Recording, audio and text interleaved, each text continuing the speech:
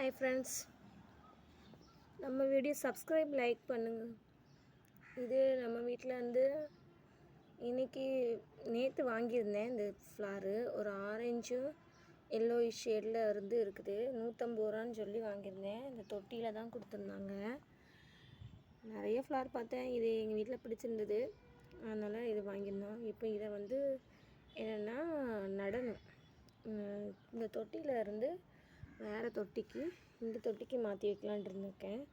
இந்த தொட்டியில் வந்து ஆக்சுவலி கல்வாழை வந்து இருந்ததுப்பா.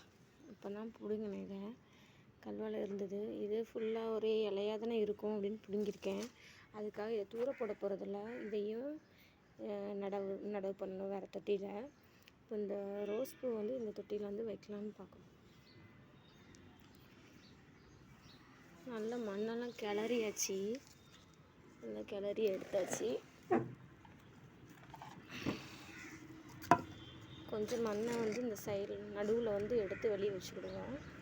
நல்லா தொட்டியை உள்ளே வச்சதுக்கு அப்புறமா மண் போட்டு நிரப்பிக்கலாம்.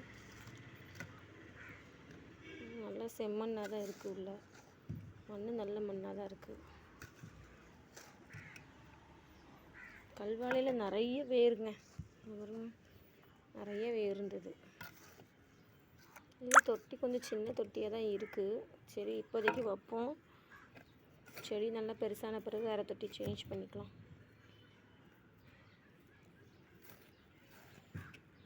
நிறைய மண்ணை வெளியே எடுத்தாச்சு.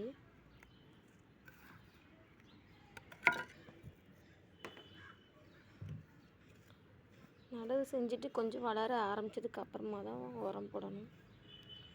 எல்லா மண்ணையும் வெளியே எடுத்துட்டேன். இப்போ தொட்டியை வந்து பூந்தொட்டியை அப்படியே எடுத்து இதில் வச்சுருவோம். வீடியோஸ் யாரும் சப்ஸ்கிரைப் பண்ண மாட்டேங்கிங்கன்னு தெரியல. சப்ஸ்கிரைப் பண்ணுங்கள் ஃப்ரெண்ட்ஸ். இப்போ நம்ம இதை வந்து இந்த இதை அப்படியே எடுத்து வைக்க போகிறோம்.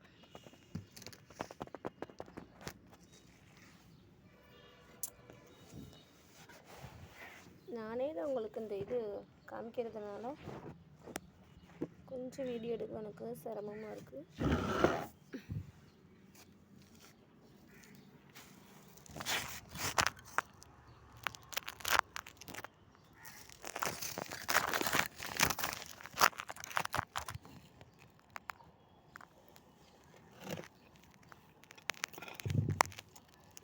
பேக்கெட்னால் வெட்டி எடுத்துடலாம். இதை எடுக்கிறது கொஞ்சம் கஷ்டம்தான். அப்படியே உருவணும்.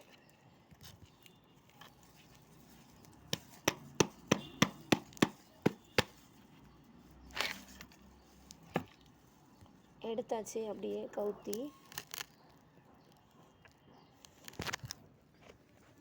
இதை நம்ம என்ன பண்ணுறோன்னா அப்படியே தட்டி பேக்கெட் எடுத்துட்டேன். இதை அப்படியே நம்ம நடவு பண்ணிட வேண்டியதான்.